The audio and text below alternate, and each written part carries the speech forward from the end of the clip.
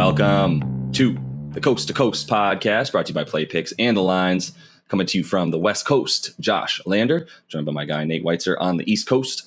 And we've got another fat 12-game slate for you tonight to end this work week. In this one, we are taking a look at the 76ers playing host to the Dallas Mavericks. Everybody wants to know if Joel Embiid is playing, so make sure you do check out who is in and out of those lineups all the way up until game time. Nate does have his great article up on playpicks.com with some best bets and player props in there as well. And make sure to like and subscribe to that page. Got a couple other videos up for you today, including that player props video that we took a little break from on a one-game slate last night, but we are back looking to stay well above 500 on the week. Make sure you do check out thelines.com as well for that odds checker and that props tool that we have in there to make sure you're finding the best bets on all of those odds available to you. And as always, if you do still need a FanDuel or DraftKings account, head to fdpicks.com or dkpicks.com and find those listings in your area, such as what we've got for tonight. Nate, let's get into it. Yeah, we got the Mavs plus 2.5 at Philly. You wonder if they'll eventually become favored or if it's a pick 'em if Embiid sits. Yeah, he's out. He's questionable with a back injury. He's taken a few hard falls right over his last few games, mostly on the lower back. So I wouldn't be surprised if he sits this one out against a physical, grinding Dallas team. And again, as we talked about in the futures video, the Sixers probably don't want the 2 seed. So there's really no reason for them to gun that hard for these games. The total is at 217 or 218, depending where you find it. Yep. Probably going to hang around there regardless of Embiid's just throwing it out there, too, before you get into it, that MVP bet as well. Embiid sitting a game, not going to help in that race down the stretch versus Jokic, something to consider. Indeed, especially as we break down the other game tonight. It is the Nuggets at the Cavs, and the Nugs are minus 2.5 right now with the total of 222. 10 other games to look at here. Blazers are plus 14 at the Nets as they continue to tank. The Lakers plus 9 at the Raptors. The Grizz minus 5 at the Hawks. Ja Morant probable to return. Wizards plus 6 at the Knicks.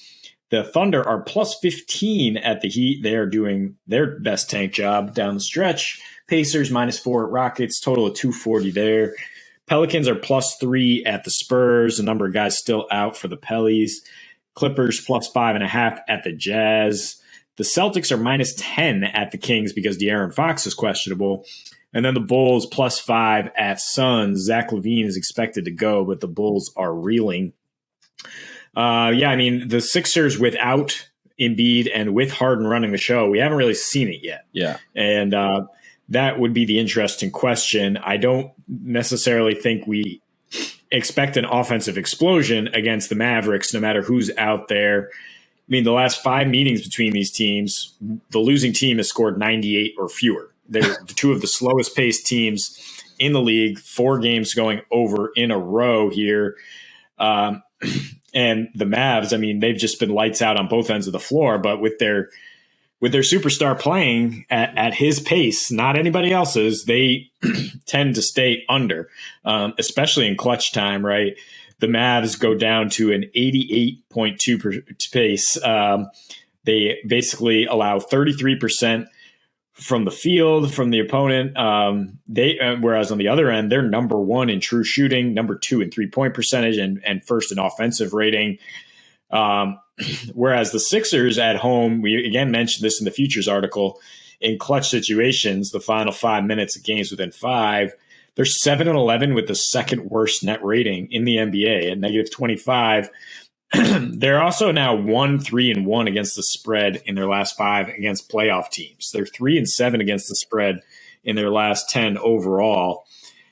I mean, the Nets did a great job guarding Harden, and because they knew everything that he likes to do, they basically established a blueprint now for how you guard James Harden, because it spilled all his trade secrets, more or less. And I mean, the Mavs have been doing a great job on him regardless, with Dorian Finney-Smith heading that charge. Harden's averaging 24 points per game, shooting about 40% with 4.5 turnovers, and he's a negative 44 on the court in his last 3 meetings with Dallas. So I don't expect him to necessarily lead us in some sort of shootout. I mean, when it's Harden's team, we saw with Houston, the pace is actually very slow, right? Because he dribbles the air out of the ball, and Luka pretty much doing the same thing on the other side. So I do like the under here. I mean, the Mavs obviously hot regardless of where they are, 7-1 against the spread in their last 8 road games. 5 of those have gone under, and that includes 5 against playoff teams and a couple teams that are in the play-in. So they're stepping up against good competition, whereas the Sixers, as I mentioned, not so much. And those 5 games against playoff teams for the Sixers, 4 have gone under. I like a parlay here with just the Mavs money line and the under. I mean, that's how they win here. That's how they win in general. And I expect this game to slow down a lot in the fourth quarter. So if it does start hot, I think you could still live bet that under. I think you could still expect the Mavs to pull out a close game just based on those clutch stats. Yeah, that's a great call there. I like a lot of what you said. I mean, just to start with the thing you ended with, the second half points for Dallas. I mean, they're actually not a great defense. They're a good defense that plays at a snail's pace.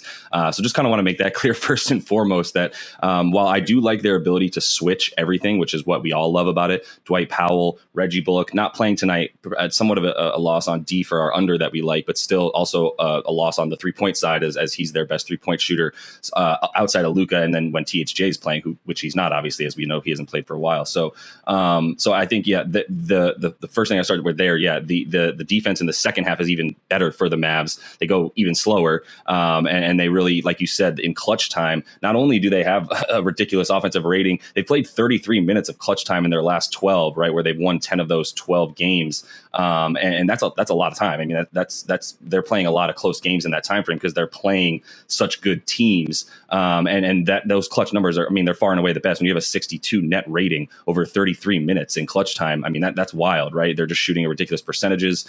They're playing defense at a clip of 75 per 100 possessions that they're allowing to their opponent. That's absurd. I mean, it's still 33 minutes, but they play the most crunch time in their last 12 games of any team as well.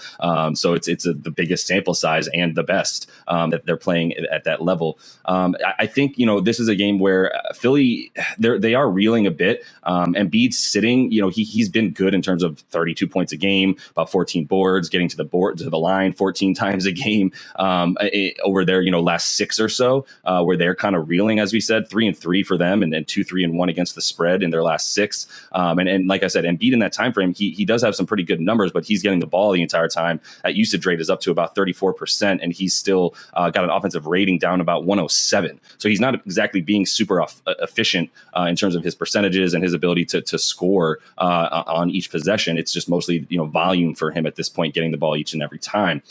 For Harden, I do wish Reggie Bullock was playing to feel even better about that under. But the fact of the matter is he's not the same guy. And I really wanted to touch upon what you said, especially with the ability for guys like Dwight Powell and Dorian Finney-Smith tonight to switch on and off, even Maxi Kleba to switch on and off everybody. If Embiid is out, we're talking about like Tobias Harris running the pick and roll with James Harden. James Harden's not getting by anybody anymore. That's sort of the issue, with his pick and roll at this point is you had to watch the 3. Well, in his last 6, he's shooting 27% from 3, 32% from the field.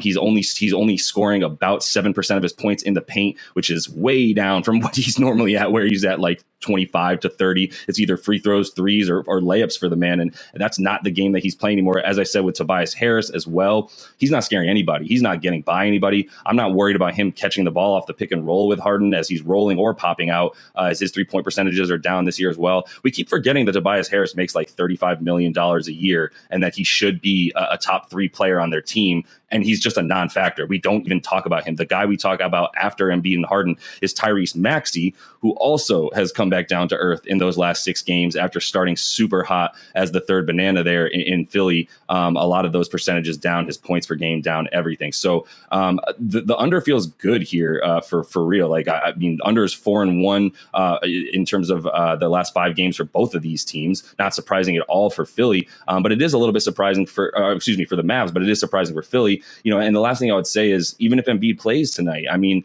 the thing that Dallas is doing, first of all, they don't score in the paint, so who cares, right? Like, they're not worried about going in there and getting blocked. And the other thing is really they've done it against good teams as of late, especially on the road. I mean, they beat the Nets on the road, they beat the Celtics, they beat the Dubs, they beat the Pellies, who have stepped it up a ton. That was right when they were in the midst of that surge with BI and CJ still healthy, both of them. And then they beat the Heat as well, on the road. So they're handling these these teams. They're playing clutch time in pretty much all of those games that I just said against those winning teams and playoff teams. And the only two teams on the road that they haven't beaten in their last bunch of games, in their last 8 on the road, were the only two teams that they played in that span that weren't already just in the playoffs are playing teams, and the Lakers and the Pellies, like I said. So they're doing it against whomever, wherever, and definitely on the road this season, where they're 21-13, 11-7 against the spread as away underdogs. So I think that there's even if Embiid played tonight, I would still feel pretty good about Luka and the Mavs in general.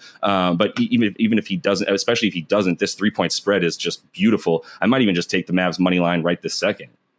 Yeah, and the Sixers home numbers not good at all either. 13-21 against the spread, 10-16 when favored at home.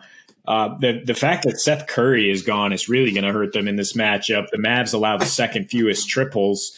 They allow about a league average percentage, but Philly's percentage has been dreadful since he left, 8th worst in the league in over their last 6 games now. But they're still shooting 40% of their shots from 3, right? Because that's how James Harden teams plays. So I mean, Dallas should be able to limit them. I mean, the shine has come off here after playing with a fast pace and having that elite offensive rating. Their first 5 with Harden. Now they're down to 23rd in pace, 18th in offensive rating with a -2 net rating their last 5. On the year, this team is only 19-19 against teams with winning records, whereas the Mavs 21-15 on the year, much, much better since January, where they have the best record in the West, basically since the start of January. So, I mean, yeah, there's a lot of ways to just take the Mavs here. I take the Mavs money line. I agree with you that if Embiid plays, it doesn't really hurt the under, even if he gets kind of his free throw game going. I mean, that would be the one concern, that there's so many free throws that we might get over. But I think his ability to keep Luka out of the paint or threaten that would help Philly's defense enough.